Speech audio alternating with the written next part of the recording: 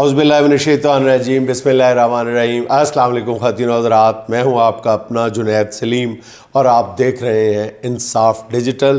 میری اس درخواست کے ساتھ کہ اگر آپ کو میری یہ ٹوٹی پھوٹی باتیں پسند ہیں، آپ اتفاق کریں یا نہ کریں، لیکن آپ کو ہماری باتیں پسند ہیں تو برائے کرم آپ ہمارے یوٹیوب اور فیس بک چینل دونوں کو خود بھی سبسکرائب کریں اور اپنے دوست عزیز رشتہ داروں کو بھی اس جانب ضرور مائل کریں تاکہ بھلائی اور نیکی کی یہ آواز باقی لوگوں تک بھی احسن انداز میں پہنچ سکے۔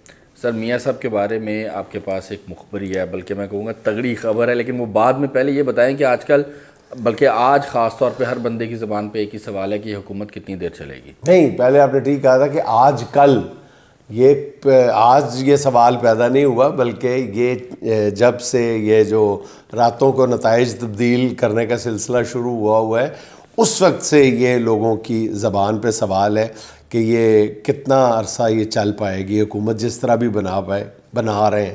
تو یہ بھائی جان سیدھی بات ہے، اس کو نرم سے نرم لفظوں میں کہوں تو یہ چوں چوں کا مربع ہے، اور چوں چوں کا مربع جو ہے، چوں چوں کا مربع، نہ اس کا امی نہ اس کا ابا، چاروں طرف سے ڈب کھڑبا اور بناتے جو، بلکہ چوں چوں کا مربع بھی نہیں اس کو کہنا چاہیے، یہ چوں چوں کا مربع نہیں ہے۔ یہ جو حکومت ہے نا، یہ انگریزی کا ایک لفظ ہے ہاؤس آف کارڈز۔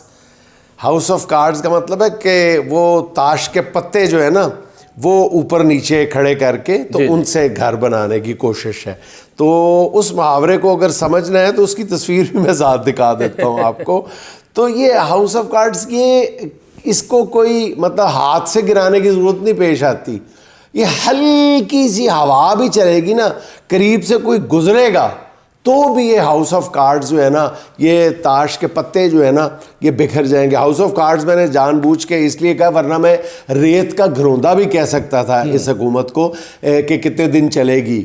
تو ریت کا گھروندہ میں نے اس لیے نہیں کہا کہ ریت کے گھروندے میں تو پھر کچھ عرصے کے لیے اور کوئی نہیں تو کچھوا قیام کر لیتا ہے، کچھوا بناتا ہے نا، ریت کا گھروندہ بنا کے اس میں قیام کرتے ہیں، اور بھی اس طرح کے حشرات الارض جو ہیں وہ رہ لیتے ہیں، تو وہ تو سانس لے لیتے ہیں۔ لیکن میں نے دانستہ طور پہ ہاؤس آف کارڈز کا لفظ استعمال کیا ہے کہ یہ بالکل ایک ہوا کا ہلکا سا جھونکا بھی برداشت نہیں کر پائے گی حکومت، تو سال تو دور کی بات ہے، آپ ہفتوں یا مہینوں میں انتخاب کر لیں کہ یہ چیز کتنی دیر چلے گی۔ اور ایک اور بات میں، ایک پورا سسٹم جو ہے نا، وہ ایک بہت بڑی غلط فہمی کا شکار ہے کہ وقت گزرنے کے ساتھ ساتھ جو ہے وہ ہم ایک تو یہ ٹی وی پہ زیادہ نظر آنا شروع ہو جائیں گے، تو پتہ نہیں لوگ کوئی ہمارے فریب میں آ جائیں گے۔ اور آج جو پہلا ہی وہ ٹی وی اپیرنس جو دی ہے وزیر اعلیٰ پنجاب صاحبہ محترم مریم نواز صاحبہ نے، وہ دیکھیں کہ وہ مذاق بن کے رہ گیا ہے کہ وہ بچوں سے پوچھ رہے ہیں کہ کیا پڑھ رہے ہو، تو بچے کہہ رہے ہیں کہ جی کنجنکشن اور گرامر پڑھ رہے ہیں، تو وہ ان کو سمجھ نہیں آئی وہ کیا ہوتی ہے، کنجنکشن اور گرامر کیا ہوتی ہے۔ کہتی ہے جیوگرافی جیوگرافی جیوگرافی، وہ کہتی ہے نہیں گرامر پڑھ رہے ہیں۔ تو پھر آپ اچھا انگریزی اور جغرافیہ اکٹھی، جیوگرافی اور انگلش اکٹھی پڑھ رہے ہیں، ایک ہی کتاب ہے مطلب۔ اور پیچھے سے ٹیچر بھی وہ بیچاری اپنی نوکری بچانے کے لیے کہتی ہے ہاں جی ہاں جی ہاں جی یہ اکٹھی کتاب ہے، مطلب عجیب و غریب سا مذاق ہے۔ اور یہ اب آپ کو جب آپ ڈیلیور نہیں کر پاؤ گے اور آپ نہیں کرو گے، نہیں کر سکو گے، تو پھر آپ کو روز ایسی ٹی وی اپیرنسز کے ذریعے آپ کو دینی پڑیں گی۔ یہ آپ کو آپ کے مشیر اپنی نوکریاں پکی کرنے کے لیے ضرور مشورہ دیں گے کہ میڈم آپ نے تو کمال کر دیا۔ اور ادھر اوپر پرائم منسٹر صاحب کو بھی بہت شوق ہے، موقع پر پہنچ گئے، نوٹس لے لیا، یہ کر دیا وہ کر دیا۔ لیکن جتنا بڑا ڈرامہ الیکشن کے نام پہ آپ نے کروایا ہے نا، اس پہ اتنی آسانی سے ان 2-4 ٹی وی اپیرنسز سے کور نہیں کیا جا سکتا۔ اس بات کو آپ ذہن میں بٹھا لیں۔ دوسرا یہ کہ آپ کہیں گے کہ جی ہم ڈیلیور کر لیں گے۔ اگر آپ نے ڈیلیور کرنے کا نام 2-3 چیزیں سستی کرنا سمجھا ہوا ہے نا، کہ آپ پیٹرول پرائس کم کرنے کی کوشش کر لیں گے، پہلی بات تو یہ ہے کہ آپ بری طرح ناکام ہوں گے اس میں بھی۔ لیکن اگر آپ فرض کریں، اگر آپ یہ سمجھتے ہیں کہ آپ بجلی پوری دے دیں گے، پیٹرول تھوڑا سا 2-4 روپے نیچے لا کر تو عوام کے جو زخم ہیں ان کو مندمل کرنے کی کوشش کریں گے، تو میں آپ کو ابھی بتا رہا ہوں کہ یہ ناکامی سے بھی بڑی ناکامی ہوگی. آپ کو زیادہ شرمندگی کا سامنا کرنا پڑے گا، کیونکہ عوام نے آپ کی نفرت میں ووٹ دیے ہوئے ہیں، عوام نے کسی ایک شخص کی محبت میں ووٹ دیے ہوئے ہیں. عوام نے صرف مہنگائی تو بھول گئی تھی. عوام جو رویہ آپ نے عوام کے ساتھ اپنایا ہے، عوام کے مینڈیٹ کو جو چوری کی ہے یا جو شب خون مارا ہے، عوام اس کا انتقام لینے کے موڈ میں ہے. جب تک عوام کے اس انتقام کو یا عوام کے اس زخم کو اس کو ایڈریس نہیں کیا جاتا، اور وہ ایڈریس کیسے کیا جا سکتا ہے کہ جس نے الیکشن جیتا ہے اس کو اس کا مینڈیٹ سپورٹ کیا جائے. اس سے نیچے کوئی بھی، آپ میری یہ بات لکھ لیں، پتھر پہ لکیر ہے یہ، رائٹنگ آن دا وال ہے یہ، کہ جو مرضی کر کے آپ دیکھ لیں، آپ کسی طرح بھی حالات کو قابو نہیں رکھ سکتے. آپ کی یہ خام خیالی ہے کہ یہ 5-10 دن گزر جائیں گے، لوگ بھول جائیں گے. ایسا نہیں ہوگا. باقی چیزیں لوگ بھول سکتے ہیں. تشدد کر کے دیکھ لیں آپ. یہ میں اکثر یہ کہتا ہوں، 3-4 دفعہ کہہ چکا ہوں، دوبارہ کہہ رہا ہوں کہ جبر و استبداد کے ذریعے، فسطائیت کے ذریعے، ظلم اور کچھ بھی آپ کر لیں، ٹھیک ہے، آپ عوام کے جذبات کو چند ہفتوں کے لیے آپ دبا سکتے ہیں، چند دنوں کے لیے، چند ہفتوں کے لیے، چند مہینوں کے لیے بھی دبا کے دیکھ لیا. اب عوام جو ہے وہ ان کا جو غبار ہے وہ باہر نکل آیا. 8 فروری کو انہوں نے اپنا فیصلہ دے دیا. اب وہ مزید زخمی ہو کے تو اگلا قدم جو ہے ان کا، آپ مختلف شہروں میں اس کی شکلیں دیکھ رہے ہیں. جناب علی، تو یہ تو مجھے تو کوئی حالات میں بہتری نظر نہیں آتی. ایسا صدر مملکت نے بڑی خاموشی سے آج میاں صاحب سے حلف لے لی. میرے خیال میں کہ آج صدر مملکت نے جاتے جاتے اپنے عہدے سے رخصت ہوتے ہوئے بھی اپنا قد جو ہے نا وہ مزید چھوٹا کر لیا. صدر مملکت کو بالکل اصولی ایک میری اوپینین ہے یہ کہ صدر مملکت کو یہ اوتھ نہیں لینا چاہیے تھا. ان سے 1000 درجے اچھا کام تو چیف منسٹر کے پی نے کیا ہے. وہ تقریب میں شریک نہیں ہوئے اور بالکل اپنے اصولی موقف کا اظہار کیا ہے. تو صدر مملکت تو انتخابات کو دھاندلی زدہ قرار دے چکے ہیں. تو دھاندلی زدہ انتخابات میں آپ دھاندلی کے نتیجے میں جو وزیر اعظم الیکٹ ہوا ہے، آپ کس اخلاقی بنیاد پہ آپ ان سے حلف لے رہے ہیں؟ آپ انکار کر دیتے. اگر آپ سمجھتے ہیں کہ آپ پہ کوئی دباؤ ہوتا تو آپ ریزائن کر دیتے. سسٹم کو کچھ نہ ہوتا. سسٹم چلانے والے بھی جانتے ہیں وہ کسی اور اس کا انتظار، کوئی ضروری تو نہیں ہوتا کہ صدر ہی حلف لے. ٹھیک، صدر ریزائن کر دیتا. آپ نے ویسے بھی کل پرسوں چلے جانا ہے تو آپ ریزائن کرنے کی بھی ہمت نہیں رکھتے تھے. آپ اتنے بزدل ثابت ہوئے ہیں. آپ اس شخص نے جس کا نام علی امین گنڈا پور ہے، اس نے اپنا جو قد کاٹ ہے وہ عوام کی نظر میں اپنا 100 گز بلند کر لیا کہ وہ نہیں آیا تقریب میں، اس لیے کہ اس کی بنیاد ہی یہ تھی، اس کا موقف بھی یہ ہے، اس کی پارٹی کا موقف بھی یہ ہے.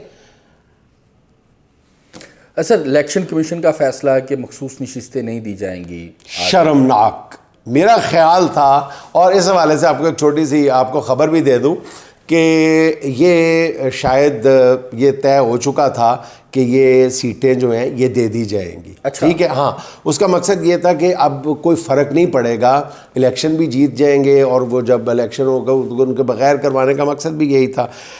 تو یہ طے پا چکا تھا ایک خاص سطح پر کہ جناب علی یہ پی ٹی آئی کو ہاں مخصوص نشستیں دے دی جائیں گی، کوئی فرق نہیں پڑتا. یہ آخری لمحوں پہ یہ فرمائش کی گئی تھی محترم جناب شہباز شریف صاحب کی طرف سے کہ یہ کام نہ کیا جائے.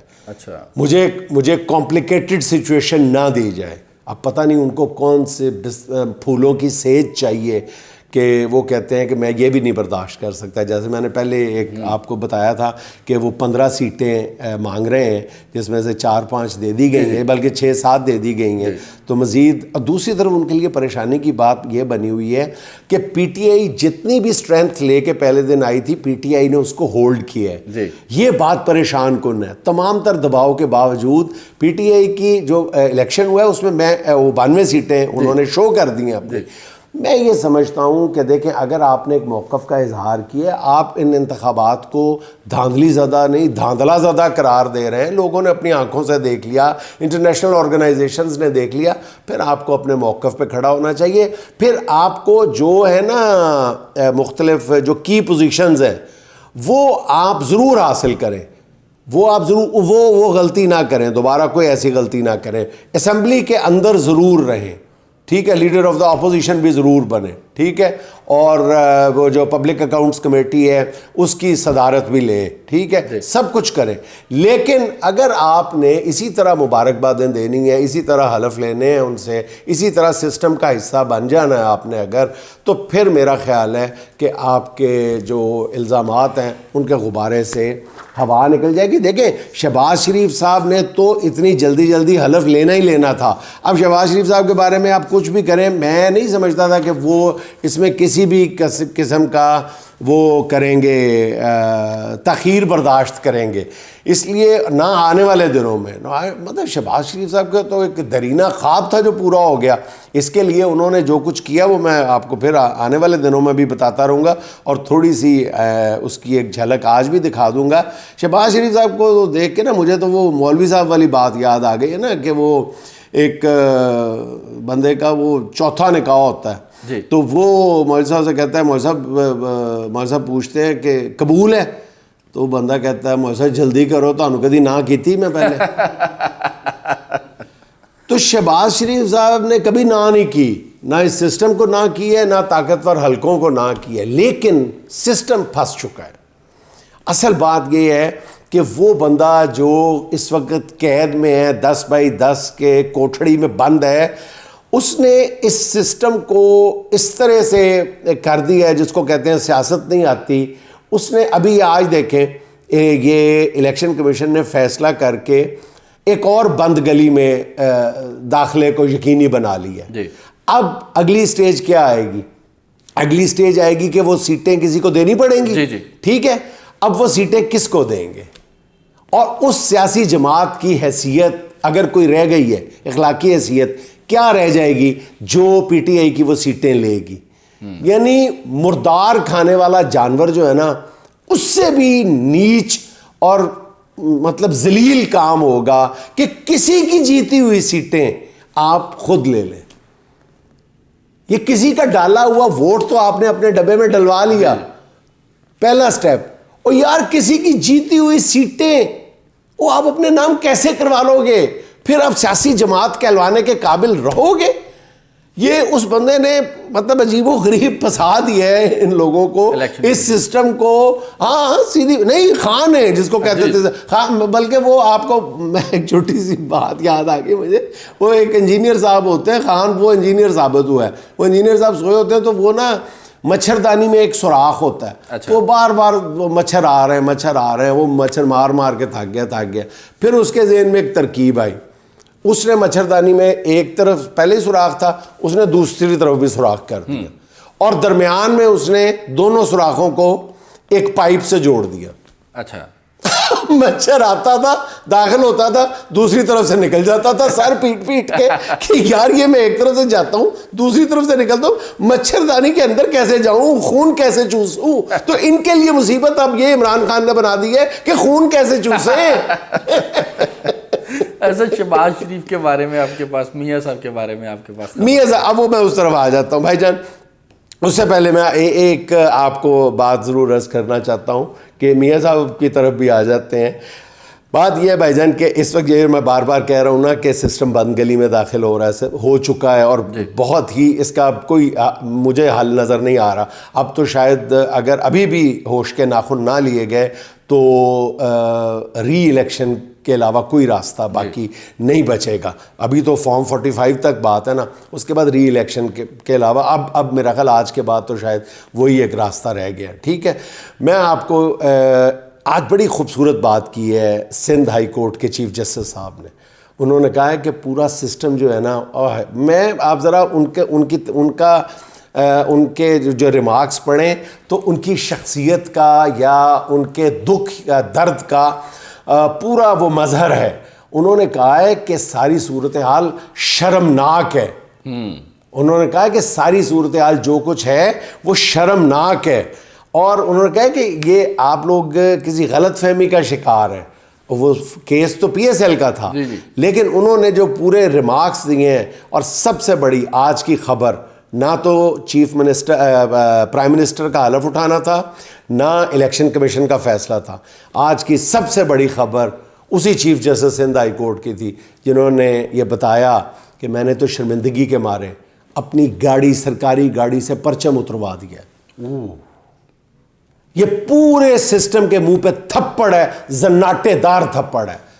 Chief justice Sindh high court کہہ رہے ہیں کہ میں نے انہی حرکتوں کی وجہ سے، اس سسٹم کی بے شرمیوں کی وجہ سے اپنی گاڑی سے سرکاری پرچم اتروا دیے. اس سے زیادہ شرمناک بات کیا ہوگی، آپ بتائیں مجھے. اب رہ گئی بات آپ نے جو پوچھی تھی جناب علی کہ یہ جو کہا جا رہا ہے، پہلی بات تو یہ ہے کہ ذرا کوئی میرا سوال ہے تمام اس ملک کے سیاستدانوں سے بھی، اس ملک کے دانشوروں سے بھی، اخبار نویسوں سے بھی، وی لاگر سے بھی، تجزیہ نگاروں سے بھی، عوام سے بھی، ووٹر سے بھی، نون لیگ سب سے، کہ یہ کب طے پایا، یہ کب ہوا، یہ کیسے ہوا، یہ کیوں ہوا. بلکہ میرا سوال ہے کب ہوا، یہ کیسے ہوا پہ زیادہ زور ہے میرا، کہ نواز شریف صاحب خاموشی سے ہی وزارت عظمیٰ کی سیٹ کو تکتے ہی رہ گئے. نہ اناؤنسمنٹ ہوئی، نہ کہیں فیصلہ ہوا، اور نہ اس کی کوئی وجہ دی گئی. آپ نے سنی ہے؟ نہیں. کہیں اخبار میں آئی؟ کسی نون لیگ کے سینئر لیڈر نے بتایا کہ نواز شریف صاحب وزیر اعظم کیوں نہیں بنے؟ وہ تو نواز شریف صاحب کو تو وزیر اعظم بنانے کے لیے لایا گیا تھا. تو یہ جو معاملہ ہے نا، یہ اگر ہمیں سمجھ نہیں آ رہا، یہ مطلب 25 کروڑ لوگوں میں سے کسی ایک کو بھی سمجھ میں نہیں آ رہا، تو خود نواز شریف صاحب کو بھی سمجھ نہیں آ رہا. اس لیے نواز شریف صاحب تمام تقریبات میں، چاہے وہ یہ اوتھ کی ہو، چاہے وہ اس سے پہلے مریم کے اوتھ کی ہو، کسی میں بھی آپ کو وہ کسی ایک جگہ بھی ہلکی سی مسکراہٹ بھی ان کے چہرے پہ نہیں دیکھی.